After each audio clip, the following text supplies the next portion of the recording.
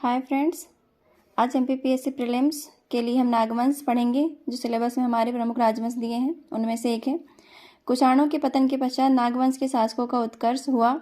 दूसरी शताब्दी के अंत में वृषनांग ने विदिशा क्षेत्र में, जो एमपी के विदिशा क्षेत्र में, नागवंश की स्थापना की थी। किसने? वृषनांग ने। विदिशा के आसपास नागवंश के अस्तित्व का ज्ञान उसके द्वारा प्रचलित सिक्कों से होता है। जो सिक्के मिले हैं उससे हमको उनका नागवंश की जानकारी मिलती है। वृषनांग का एक सिक्का विदिशा से प्राप्त हुआ है जो ग्वालियर संग्रहालय में संरक्षित है। वेशनगर से नाग शासकों के तांबे के सिक्के मिले हैं। वेशनगर विदिशा को ही कहते हैं। वृषनांग के पश्चात भीमनांग 210 से 230 ईस्वी के शासन में नागवंश की राजधानी विदिशा से पद्मावती भवभूति के मालती माधव में वर्णित है स्थानांतरित हो गई थी। तो पूछता है कि कौन सा शासक था नागवंश का जिसने पद्मावती राजधानी लाई थी? तो ये भीमनाग है। फिर है भूतनंदी नामक नागवंशी शासक ने पद्मावती में स्वर्ण बिंदु नामक शिवलिंग की स्थापना की थी। नागवंश के अधिकांश सिक्के पवाया पद्मावती से मिले हैं। पावाया से इस वंश के स्कंदनाग, वासुनाग, बृहस्पतिनाग, रविनाग, विभुनाग, भवनाग, प्रभाकरनाग, देवनाग तथा गणपतिनाग के सिक्के प्राप्त हुए हैं। इसी प्रकार अकोड़ा, इंदौर, उज्जैन, एरण, कुतवार, गोहत, नरवर तथा त्रिपुरी से भी सिक्के प्राप्त हुए हैं। इससे स्पष्ट होता है कि इन क्षेत्रों पर द्वितीय सदी में इसका शासन था। विदिशा तथा पद्मावती के अतिरिक्त पुराणों के अनुसार कांतिपुरी, आधुनिक कुतवार, मुरैना में भी नागों की एक राजधानी थी। कुतवार से प्राप्त नाग शासकों के 18,959 सिक्कों की एक विशाल निधि से भी यही बात की प्रमाणित होती है। तो ये है नागवंश। दूसरा हम पढ़ेंगे उच्च कल्पवंश। जैसे कि हमारे एमपीपीएससी मेंस के सिलेबस में दिया है, तो मेंस का सिलेबस में जब उच्च कल्पवंश दिया तो प्रीलिम्स में भी प्रमुख राजवंश में यही आएंगे। मध्य प्रदेश के बघेलखंड, जो मध्य प्रदेश के उत्तर में पड़ता है, उत्तर पूर्व में पड़ता है, पूर्व में पड़ता है, वो तो बुंदेलखंड है। मध्य प्रदेश के बघेलखंड अंचल में, जहां आज उचेहरा ग्राम स्थित है। उचेहरा कहाँ पे है? शायद सतना में। वहां गुप्त काल में उच्चकल्प वंश का शासन था, जिसकी राजधानी उचेहरा सतना थी। उच्चकल्प वंश के 9 अभिलेख उचेहरा, कटनी, करितलाई जो जबलपुर में है, खो, सोहाहल से प्राप्त हुए हैं। उच्चकल्प शासक जयनाथ के अभिलेखों से उसके पूर्व शासक महाराज ओघदेव, कुमारदेव, जयस्वामिनी एवं वैगराज का पता चलता है। वैगराज का उल्लेख करने वाले अभिलेख बघेलखंड के नचना व गंज से प्राप्त हुए हैं। वैगराज के नचने की तलाई तथा गंज से प्राप्त अभिलेख शिलालेख में उसे वाकाटक नृपति पर मांडलिक कहा गया है। फिर वैगराज के अपुत्र सर्वनाथ ने अपने लंबे शासन में कई भूमि अनुदान जारी किए। इसके अभिलेख खो, भूमरा और पन्ना से प्राप्त हुए हैं। महाराजा सर्वनाथ इस वंश के अंतिम शासक थे। इसके पश्चात इस वंश के विषय में कुछ भी जानकारी नहीं मिलती। तो उच्चकल के बारे में इतना याद रखना है कि इसकी जानकारी सतना में है, उचेहरा में इसकी स्थापना हुई थी। इसके प्रमुख शासक की बात करेंगे तो जयनाथ था, ओघदेव थे, कुम्हारदेव थे, वैगराज थे। मोस्ट इम्पोर्टेंट शासक है वैगराज। वैगराज को नचने ये तलाई में शिलालेख में उसे वाकाटक नृपति का मांडलिक कहा गया है। उसके बाद सर्वनाथ आया और सर्वनाथ अंतिम शासक थे। उसके बाद हम नेक्स्ट वंश पढ़ेंगे परिवारजक वंश। बुंदेलखंड में उच्चकल्प वंश बघेलखंड में था, जबकि परिवारजक वंश बुंदेलखंड में था। बुंदेलखंड की पूर्व नागौद एवं जासौर रियासतों में 475 ईस्वी के लगभग परिवारजक वंश ने शासन किया था।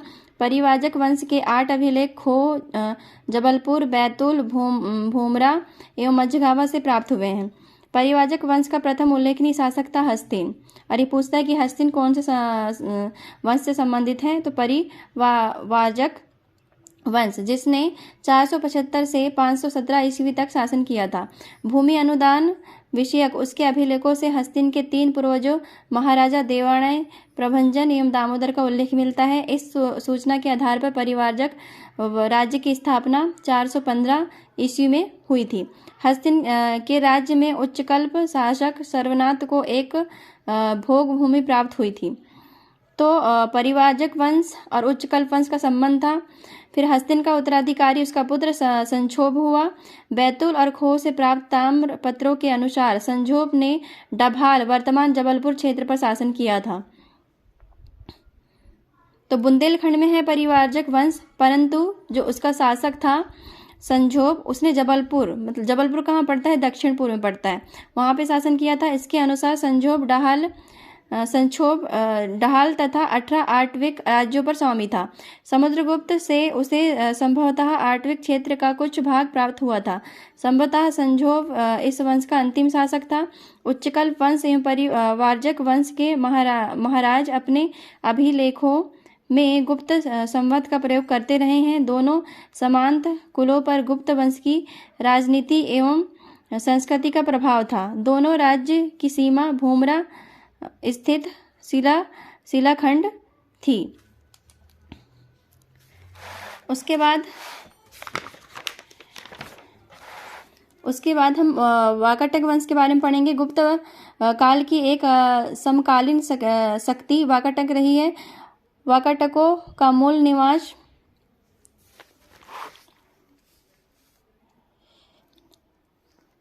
वाकाटकों का मूल निवास बुंदेलखंड था। पुराणों में वाकाटक राजवंश के संस्थापक विंध्य शक्ति को पुरिका मतलब विदिशा का शासक माना जाता था। मतलब वाकाटक वंश ने विदिशा में शासन किया है। विंध्य शक्ति का उत्तराधिकारी उसका पुत्र प्रवरसेन प्रथम हुआ, जिसने उत्तर में स्थित नागों की राजधानी पुरिका पर आक्रमण कर नाग शासक दोहित्र शिशुक को पराजित किया। प्रवरसेन प्रथम ने 4 अश्वमेध यज्ञ किए तथा अपनी शक्ति को सशक्त करने के उद्देश्य से पद्मावती के नाग वंश के शासकों के साथ वैवाहिक संबंध स्थापित किए थे। प्रवरसेन प्रथम की मृत्यु के पश्चात दिवाकर सेन गद्दी पे बैठा। दिवाकर पहला विंध्य शक्ति था जो संस्थापक था, दूसरा प्रवरसेन हुआ, तीसरा दिवाकर सेन हुआ।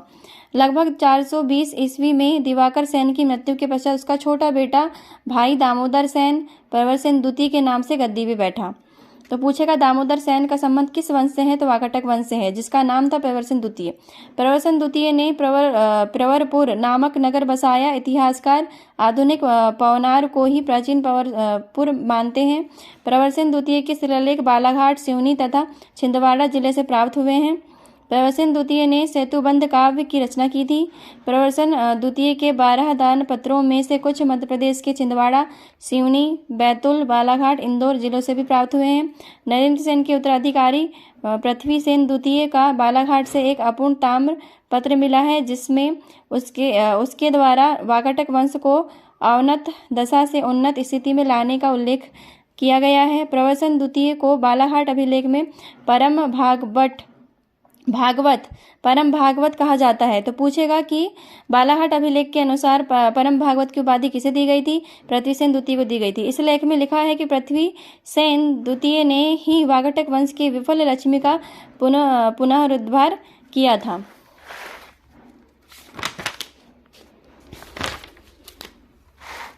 उसके बाद सिलेबस के अकॉर्डिंग जैसे मेंस में दिया है गुज्जर प्रतिहार राजवंश, वैसे प्रीलिम्स में भी ये वाले वंश पूछेंगे जो मेंस में दिए हैं। तो नेक्स्ट हम पढ़ रहे हैं गुज्जर प्रतिहार वंश। 730 ईस्वी के लगभग उज्जैनी में नागभट्ट प्रथम द्वारा गुज्जर प्रतिहार राजवंश की स्थापना की गई थी। तो सबसे पहली राजधानी क्या थी, उज्जैन थी। गुज्जर प्रतिहार वंश की मध्य प्रदेश में सबसे पहली राजधानी उज्जैन थी, जो कि अवंती के नाम से जानी जाती थी। हस्तोद ताम्र लेख के अनुसार महासमांतिपति भाद्रवड ने प्रतिहार शासक नागभट्ट प्रथम की अधीनता स्वीकारता था, जिससे स्पष्ट होता है कि नागभट्ट प्रथम का शासन भड़ोज क्षेत्र में था। नागभट्ट प्रथम गुज्जर प्रतिहार वंश का सर्वश्रेष्ठ शासक था, जिसने अपनी राजधानी उज्जैन को बनाई थी।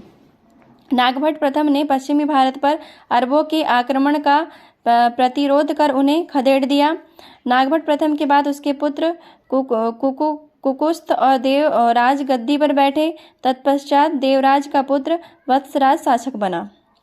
जैन ग्रंथ कुलयमाला एवं हरिवंश पुराण के अनुसार वत्सराज का शासन मालवा में था। तो सबसे पहली बात तो गुज्जर प्रतिहार राजवंश का प्रथम शासक नागभट्ट प्रथम था, जो कि वास्तविक संस्थापक था। इसने राजधानी उज्जैन को बनाया था। उसके बाद नागभट्ट प्रथम ने ही पश्चिम भारत पर अरबों के आक्रमणों का प्रतिरोध किया था, उसे खदेड़ा था। तो ये मोस्ट इंपॉर्टेंट है।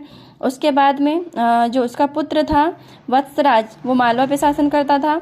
प्रतिहार नरेश नागभट्ट प्रथम का प्रपुत्र और देवराज का उत्तराधिकारी वत्सराज अग्रगण्य कहलाया।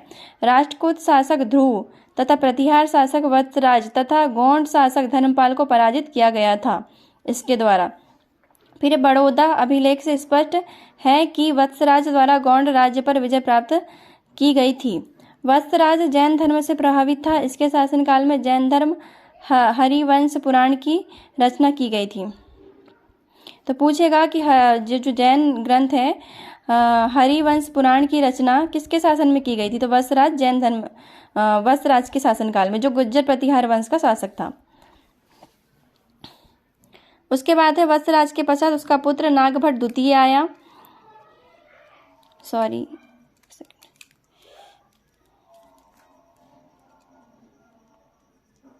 वेट फ्रेंड्स,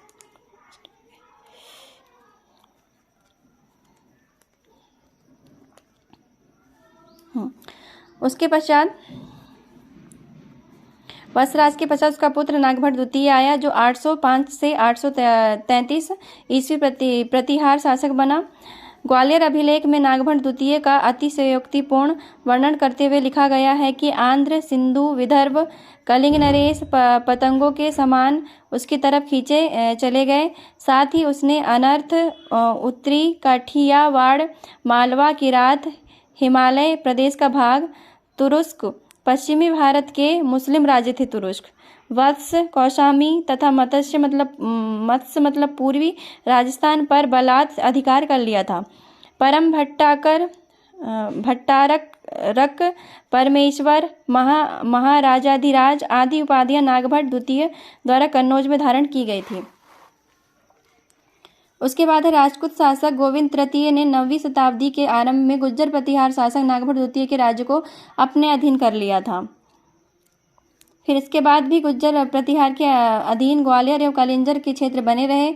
पठारी अभिलेख विदिशा के अनुसार स्पष्ट होता है कि गोविंद तृतीय ने, जो राजपूत शासक था, प्रतिहार नरेश नागभट्ट द्वितीय से मालवा प्रदेश की रक्षा हेतु स्वयं का सामंत कर्क राज की पठारी क्षेत्र में नियुक्त किया था। प्रतिहार वंश का मूलतः साम्राज्य अवंती क्षेत्र में था। प्रतिहार शासक भी अवंती के थे पहले। फिर प्रबंध कोश ग्रंथानुसार नागभट्ट द्वितीय द्वारा कन्नौज से राजधानी ग्वालियर स्थानांतरित की गई थी। नागभट्ट द्वितीय ने की थी ग्वालियर, मतलब इसकी पहली राजधानी उज्जैन थी और दूसरी थी ग्वालियर। जो किसने की थी? नागभट्ट द्वितीय ने की थी। फिर प्रबंध कोश जैन धर्म से संबंधित प्रमुख ग्रंथ हैं। नागभट्ट द्वितीय के समान कक्क और बहु कंधवल थे।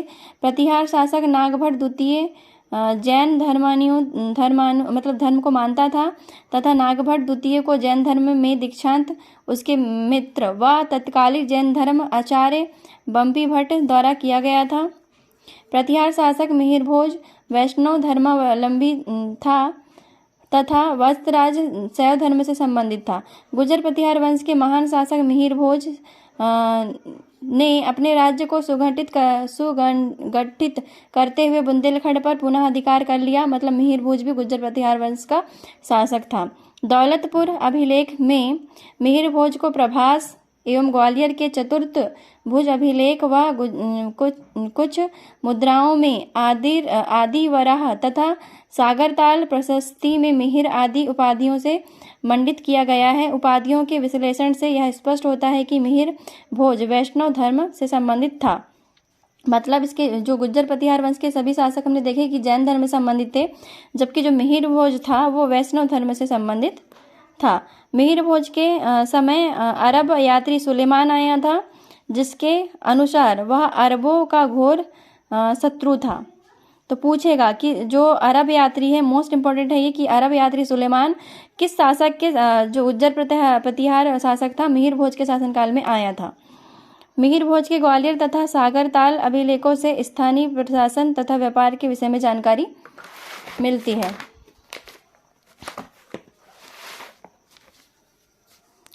आगे पढ़ेंगे। मिहिर भोज के पुत्र महिपाल के समय में राजपूत राजा इंद्र तृतीय ने 915 से 918 ईस्वी के मध्य आक्रमण कर महिपाल को परास्त कर दिया था और कन्नौज को लूटा था। परंतु इंद्र तृतीय के वापस लौटने के पश्चात उपरांत महिपाल ने अपने खोए हुए साम्राज्य के बड़े भाग पर पुनः अधिकार करके अपनी स्थिति को सुदृढ़ कर लिया था।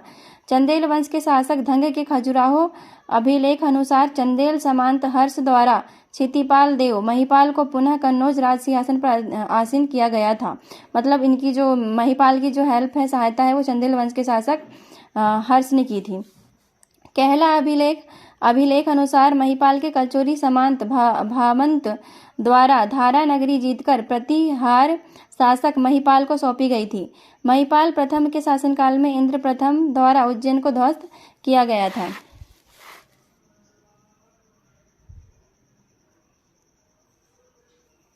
अच्छा, राष्ट्रकूट शासक था ये इंद्र प्रथम, जिसने महिपाल के शासनकाल में उज्जैन को ध्वस्त किया था।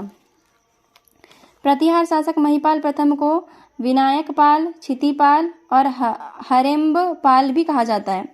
अल मसूदी, ये जो आते हैं बाहर से, वो उनको बहुत याद रखना है क्योंकि ये यही पूछते हैं। अल मसूदी, जो कि महिपाल के शासन में भारत आया था, ने अपनी पुस्तक मुरुजुज जहाब में गुज्जर प्रतिहार राजा को अल जुज, मिहिर भोज को बाउर और इंद्र तृतीय को बल्लहर कहा था। तो सबसे पहले तो यही पूछा कि अल मसूदी किसके शासनकाल में आया था। तो गुज्जर प्रतिहार वंश के शासनकाल में आया था और उस समय में शासक कौन था, तो महिपाल था। राजकवि राजशेखर द्वारा महिपाल प्रथम को महाराजाधिराज और रघुकुल मुक्तामणि कहा गया है। कुर्रा अभिलेख द्वारा स्पष्ट है कि यशपाल गुज्जर प्रतिहार वंश का अंतिम शासक था। तो अंतिम शासक कौन था, यशपाल। गुज्जर प्रतिहार साम्राज्य के पतन के पश्चात मध्य प्रदेश से संबंधित 3 सामंतों ने क्रमशः त्रिपुरा के कलचुरी, मालवा के परमार और बुंदेलखंड के चंदेल ने स्वयं को स्वतंत्र कर लिया। तो हम नेक्स्ट वीडियो में अब परमार वंश, चंदेल वंश पढ़ेंगे। इसके बाद हम इनके MCQ भी लगाएंगे, जो मैं इसका नेक्स्ट वीडियो बनाऊंगी। Thank you.